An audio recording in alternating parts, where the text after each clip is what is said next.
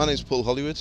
I'm a judge on the BBC's Great British Bake Off, and I've got a book out called How to Bake, published by Bloomsbury.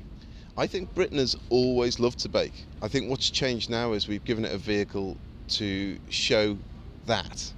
I think when you look back, your grandmother, your grandfather, your mum, your dad made something or baked something years ago that reminds you of your youth, whether that's a biscuit, a cake, a tart, a bread, and it'll take you right back. And all we've done is highlight that in a show.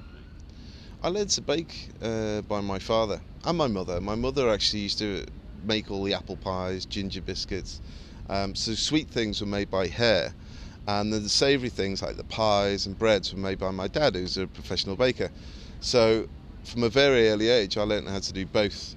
So I could cherry pick between sweet and savoury when I wanted to. And then I was a Saturday lad in my dad's business when I was about 12.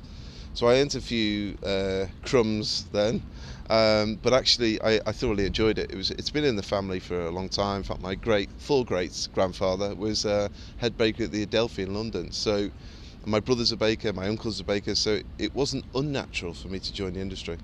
I think aspects of baking, when we're talking in the 70s and 80s, I suppose you had the patisserie side of things was mainly women, and then the bread pie side of things tended to be men. I mean, those lines are blurred now, but it certainly was the case back in the 70s. But I was keen on both. I mean, I really enjoyed making the sweet side of things. I mean, in a normal bakery, we've been making things like custard tarts, Bakewell tarts, Eccles cakes, donuts, fascinating, scones, cream scones, filling them with clotted cream and jam. I love that side of things. The bread side of things came a bit later because it was the sheer weight of the dough. As a kid, I couldn't handle all the dough, and learning how to manipulate and mould dough was something I mastered when I was about 17, 18. But it took me a few years to actually get it done properly, well, certainly to my dad's standard. And so I would agree, very early in the 70s and 80s, it was a very male-female thing, but I think now they no longer exist. I'm emotionally attached to I've got a scraper which I've had all my life. Now, a scraper is like a Scotch scraper. Red hard plastic with a metal, non-flexible thing which I used to clean down the bench, cut up cakes, trim the side of cakes, cut around the pie molds, scale the bread. I've had that since I was 14 years old, and I've had it all my professional career. It's worked in the Dorchester, it's worked in Clifton, it's worked abroad for 6 years, it's worked at Claridge's, that will always stay with. That is my favourite toy. Very simple, but fantastic for cleaning up and for using as a general tool when you're baking. The secret of a good sour is actually your main starter, your culture. It depends what you start it with. I mean, I've said apples in the past. I'm working on one with grapes at the moment, green grapes, organic, seedless, chopped in. It's the lactobacillus, is the bacteria that you need to harness. That's all you're doing. You're harnessing that particular strain of yeast to grow the bread. So you start by mixing a batter, or you can make it really tight if it gets complicated.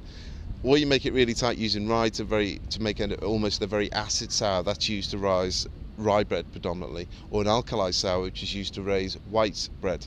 But grapes and apples are perfect for making white bread. Start it and it'll start to bubble after 3 days. Feed it, and as it's bubbling, use it then in your sourdough. In replacement of yeast, you use that by adding more flour to it, eventually a little bit more salt. That's when there's a bit of resistance between the salt and the yeast, and it'll come up nice and slow. There is no quick fix with sour. It could take between 6 and 12 hours to grow it and then bake it, and you end up with a fantastic loaf.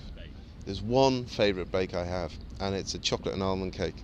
It's like a sac à torte, but actually it's a flourless cake, and you make a meringue, and then you mix the chocolate with it, and you fold it all together to make it nice and light. You bake it for about 40 minutes at 180, and then you basically leave it to cool down.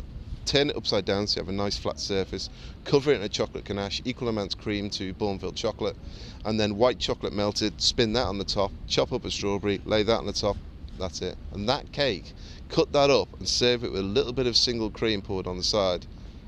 Job done.